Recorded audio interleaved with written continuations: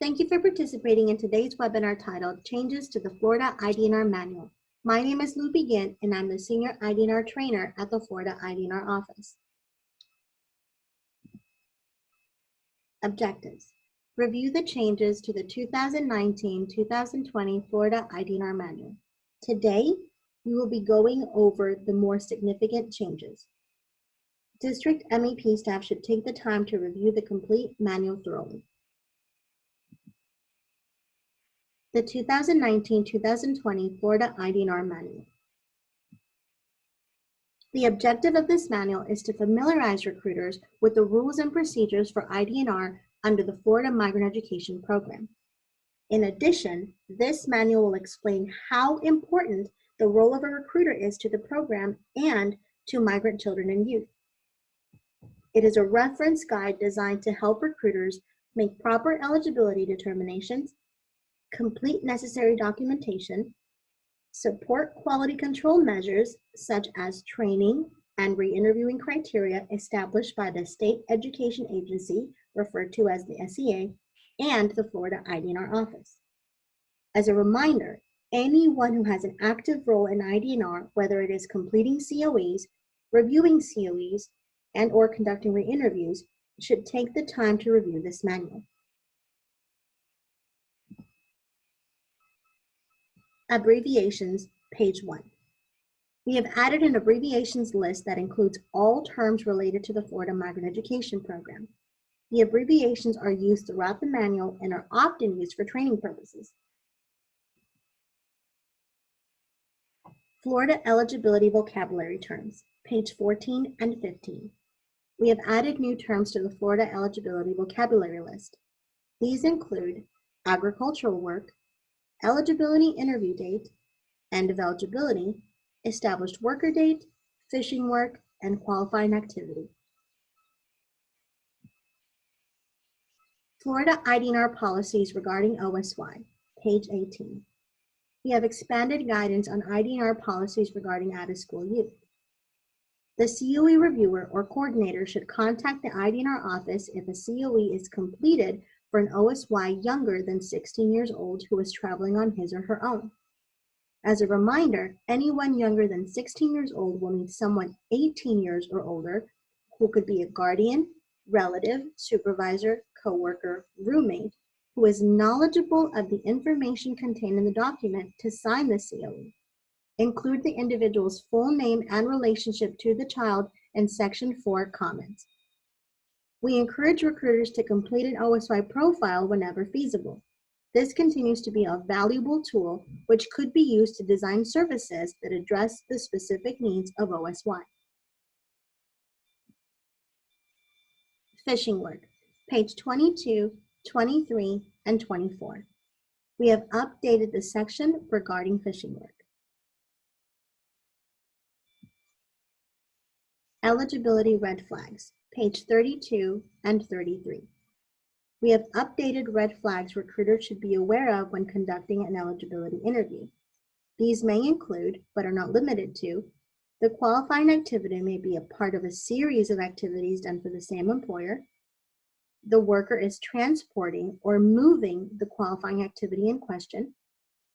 The move is of short duration or less than 10 days. Or the child is the worker who is enrolled in school during the regular school year. Recent history of moves, page 39 and 40. We have updated guidance on statements that must be included when documenting recent history of moves. If one of the recent history of moves happens to be on the same month as the eligibility interview date, then please provide the full date for the previous move. Short duration moves, page 52 and 53. We have updated guidance regarding what must be documented on a COE for short duration moves. In Florida, any short duration move of fewer than 10 days requires supporting documentation on the COE to explain the recruiter's determination of eligibility.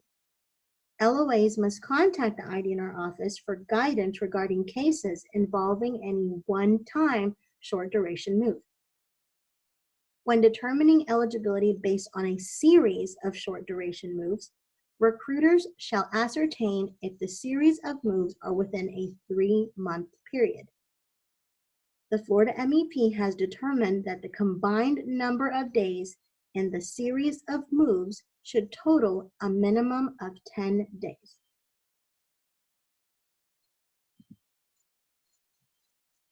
Completing the certificate of eligibility, page 54 and 55.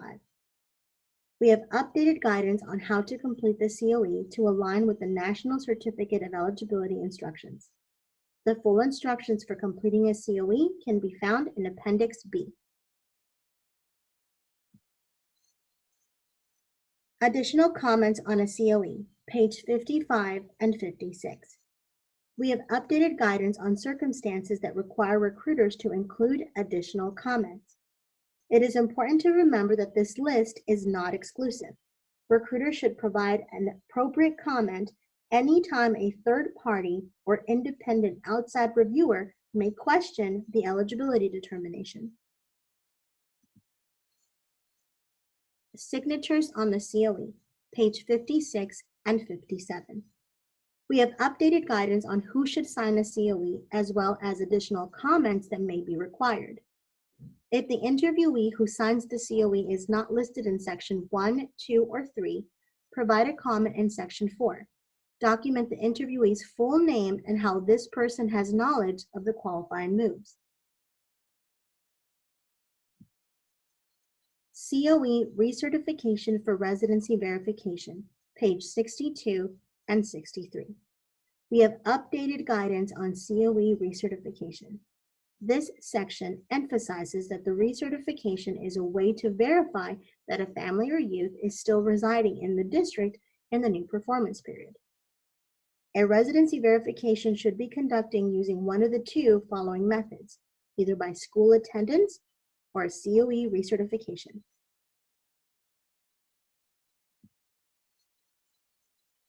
Re-interviewing and validating migrant families and youth eligibility, page 63 and 64. We have expanded guidance on rolling re-interviews, including how to conduct re-interviews in phases during the performance period. As a reminder, rolling re-interviews shall be conducted as soon after the original eligibility interview as possible. This ensures that any inaccuracies with the original eligibility determination and/or COE documentation that are identified during the re-interview can be solved in a timely manner.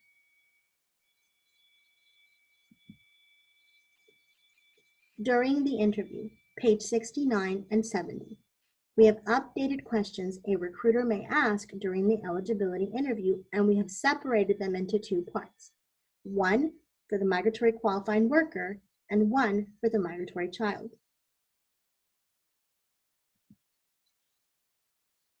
Eligibility script, page 71. We have added an eligibility script districts should follow when contacting the ID&R office in order to assist with a proper eligibility determination.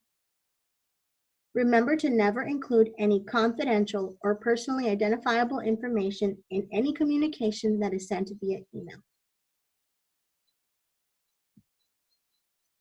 Chapter 5, Recruitment Strategies, page 75. We have simply updated Chapter 5, Recruitment Strategies. Remember that districts can use this chapter to design an effective ID&R plan.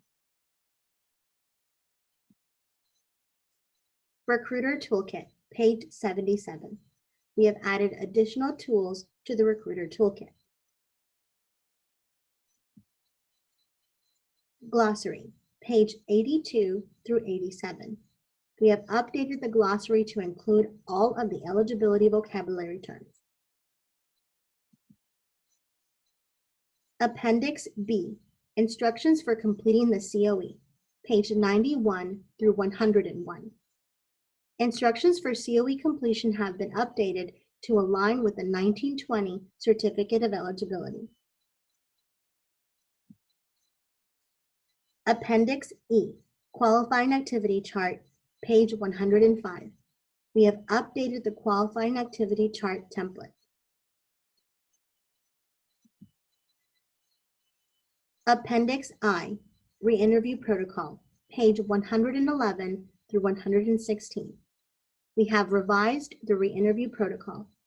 As a reminder, MEP staff can review the Florida Re-interview Protocol webinar at our flrecruiter.org website.